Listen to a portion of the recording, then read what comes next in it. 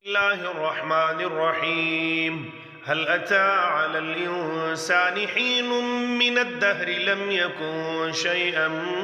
مذكورا إنا خلقنا الإنسان من نطفة أمشاج نبتليه فجعلناه سميعا بصيرا إنا هديناه السبيل إما شاكرا وإما كفورا إنا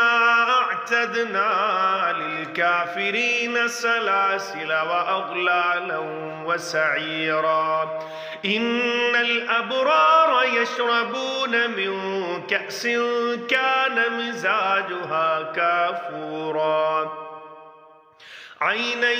يشرب بها عباد الله يفجرونها تفجيرا يوفون بالنذر ويخافون يوما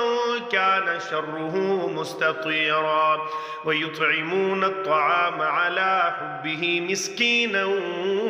ويتيما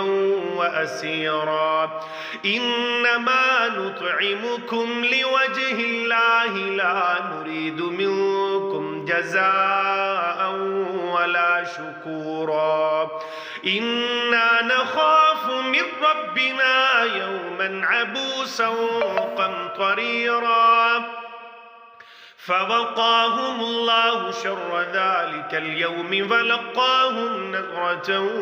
وسرورا وجزاهم بما صبروا جنة وحريرا متكئين فيها على الأرائك لا يرون فيها شمسا ولا زمهريرا ودانية عليهم ظلالها وذللت قطوفها تذليلا ويطاف عليهم بآنية من فضة وأكواب كانت قوارير من فضة قدروها تقديرا ويسقون فيها كأسا كان مزاجها زنجبيلا عينا فيها تسمى سلسبيلا ويطوف عليهم ولدان مخلدون إذا رأيتهم حسبتهم لؤلؤا منثورا وإذا رأيت ثم رأيت نعيما وملكا كبيرا عاليهم ثياب سندس خضر واستبرق وحلوا أساور من فضة وسقاهم ربهم شرابا طهورا إن هذا كان لكم جزاء وكان سعيكم مشكورا إنا نحن نزلنا عليك القرآن تنزيلا فاصبر لحكم ربك ولا تطع منهم آثما أو كفورا واذكر اسم ربك بكرة وأصيلا ومن الليل فاسجد له وسبحه ليلا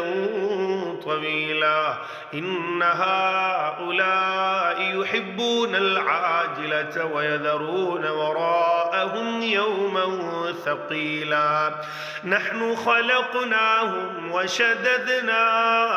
أسرهم وإذا شئنا بدلنا أمثالهم تبديلا إن هذه تذكرة فمن شاء اتخذ إلى ربه سبيلا وما تشاءون إلا أن يشاء الله إن الله كان عليما حكيما يدخل من يشاء في رحمته والظالمين أعد لهم عذابا أليما.